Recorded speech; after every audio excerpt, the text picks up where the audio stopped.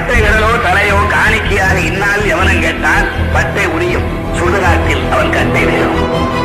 சீமானோட முந்தைய காணொலிக்கு நிறைய பேர் ஆதரவு தெரிவிச்சிருந்தாங்க. அந்த அடிப்படையில் இப்போ இதோட 2வது பாகம் இதில் வந்து கிறிஸ்தவத்துக்கு எதிராக சீமான் எப்படி பேசுகிறாரு, ஒரு கிறிஸ்தவனுக்கு எதிரான ஒரு கொள்கையை உடைய சீமான் வந்து எப்படி உங்களை கேள்வி கேட்டால் அவருக்கு பதில் சொல்கிறாரு, அந்த அளவுக்கு சீமானுக்கு யார் இடம் கொடுக்குறா அப்படிங்கிறத பற்றி பார்ப்போம்.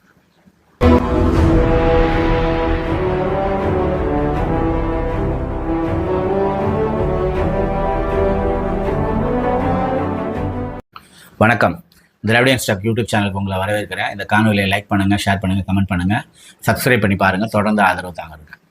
சீமான் வந்து பைபிளில் உள்ள விதையை கரைச்சி குடிச்சு பேசிட்டதாகவும், அந்த பைபிளுக்கு ஆதரவு தெரிவித்து அந்த சீமான் வந்து வரலாற்று பூர்வமாக தான் பேசுவார், அவர் ரொம்ப புத்திசாலின்னு சொல்லி அந்த சாதி வரி பிடிச்ச சாமியார் பேசிட்டாரு. அவர் எந்த ஜாதியாக இருந்தாலும் அவர் ஜாதி வரி பிடிச்சவர் தான் நான் சொல்கிறேன். அந்த அடிப்படையில் வந்து சீமானுக்கு ஆதரவாக பேசிட்டாரு. சீமான் வந்து எவ்வளோ பெரிய தற்கூரின்னு எல்லாருக்கும் தெரியும்.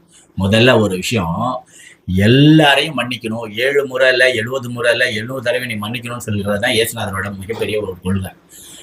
கிறிஸ்தவ பைபிளில் வந்து 10 கட்டளைகள் வந்து கடவுள்கிட்ட வந்து கொடுக்கப்பட்டதா மோயிசன் வந்து 10 கட்டளைகள் கொண்டு வந்து அதை வந்து வச்சுக்கிறாரு. அந்த மோயிசனோட 10 கட்டளைகளை வச்சு 623 சட்டங்களை வந்து இது கூட குறையா இருக்கலாம், உடனே இதற்கு பிடிச்சி தொங்கிடாதீங்க, அந்த இத்தனை சட்டங்களை வந்து யூதர்கள் உருவாக்குறாங்க. அதில் வந்து யூத சட்டங்கள் படி ஏகப்பட்ட தண்டனைகள், அவங்களுக்கு விதவிதமான தண்டனைகள் கொடுக்கப்படுறதுல அந்த விபச்சார பெண்ணை கல்லால் எரிஞ்சு கொள்றதுன்னு சொல்லி ஒரு சட்டம் ஒன்று இருக்குது.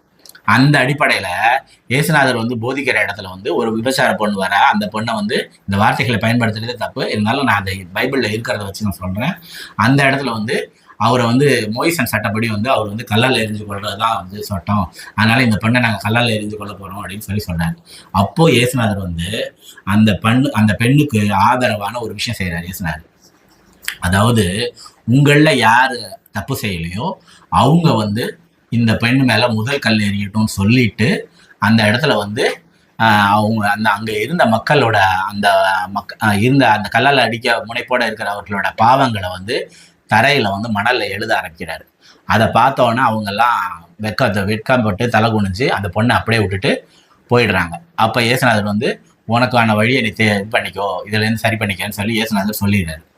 அதாவது இயேசுநாதர் வந்து மோயிசன் காலத்துலேருந்து இயேசுநாதர் வந்து ஒரு 2000 வருஷம் கிட்டத்தட்ட வந்தவர்.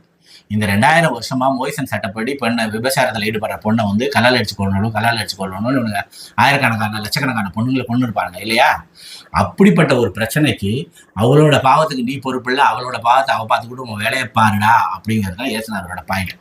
இதை வந்து நான் ஒரு விஷயத்துல ஒரு கனெக்ட் பண்ணி பார்க்கணும்னு நினைக்கிறேன். தினமலர் ஒரு பாப்பர பத்திரிக்கை இருக்குல்ல, அவனுங்க வந்து ஒரு தடவை என்ன பண்ணியிருந்தானுங்கனாக்க, இந்த புவனேஸ்வரின்னு ஒரு நடிகை வந்து பிரச்சனைய வழக்கில் கைதானப்போ அந்த நடிகைகளில் இருக்கிற மிக பிரபலமான ஒரு ஆன்டி நடிகைகள்னு சொல்லுவாங்க, அந்த கொஞ்சம் வயது இதில் உள்ள நடிகைகள்லாம் வந்து விபச்சாரம் பண்ணுறாங்க, அவங்கெல்லாம் இது மாதிரி பண்ணுறாங்கன்னு சொல்லி ஒரு அறிக்கையாகவே பேப்பரில் வெளியிட்டுட்டானுங்க.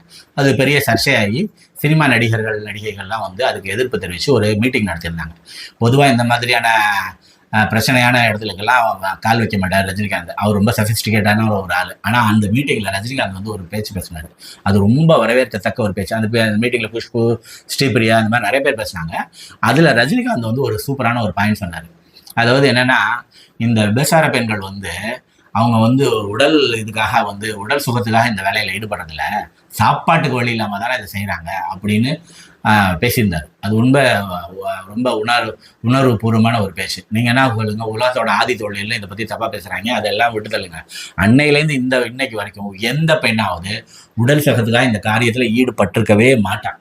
வறுமையும் சாப்பாடு இல்லாத இடமும் அந்த அவளோட வாழ்க்கை துர்பாக்கிய நிலையும் வேற வழியே இல்லாத இடத்துல பெண்ணுங்கிறதுனால அவளுக்கு அந்த மாதிரி ஒரு வாய்ப்பு இருக்கிறதுனால அது மாதிரி இடத்துல தான் ஈடுபட்டிருப்பாள்.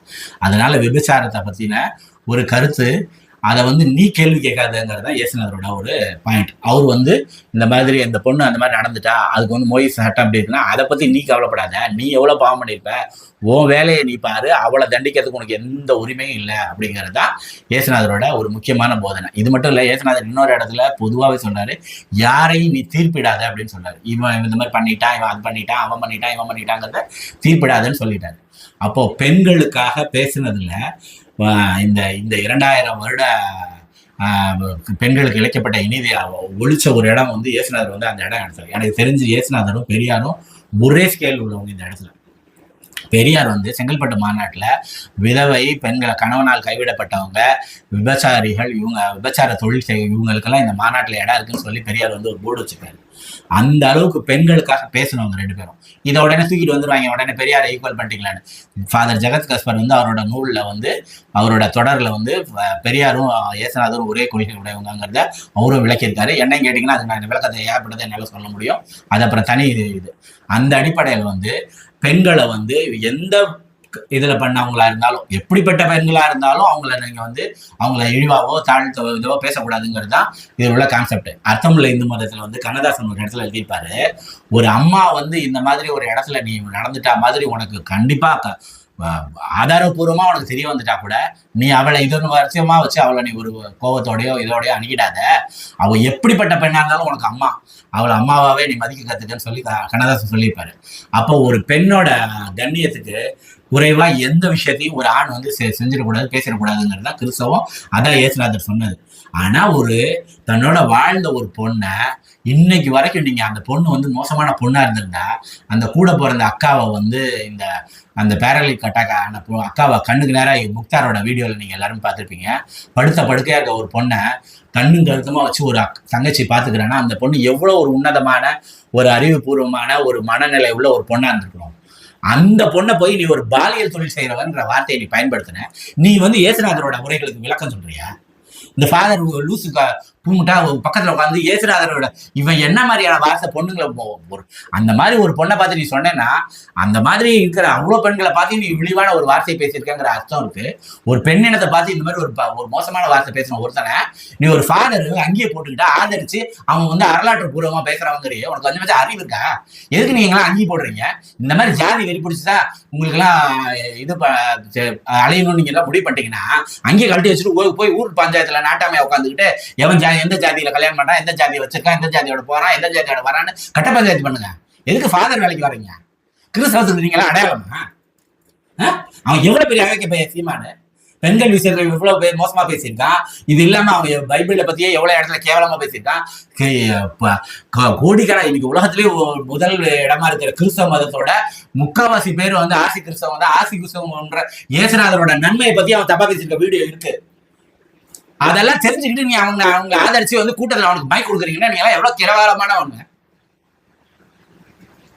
நான் வந்து திரு யூடியூப் ரூட்டஸ் மைனர் திரு அதர்ம மனோஜ் அவர்கள் எல்லாம் இந்த மாதிரியான உரைகள்ல அவன் சீமான் வந்து எவ்வளவு மோசமா பேசியிருக்கான். ஏற்கனவே இந்த மாதிரி விஷயத்த இப்ப ஆதரிச்சு இந்த ஃபாதர்களை எவ்வளவு மோசமா பேசியிருக்காங்கிறதுக்கான ஒரு விளக்கத்தை கொடுக்கணும்னு நான் வந்து மிக தாழ்மையோட கேட்டுக்கிறேன்.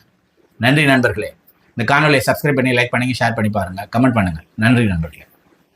சப்ஸ்கிரைப் பண்ணி பாருங்க.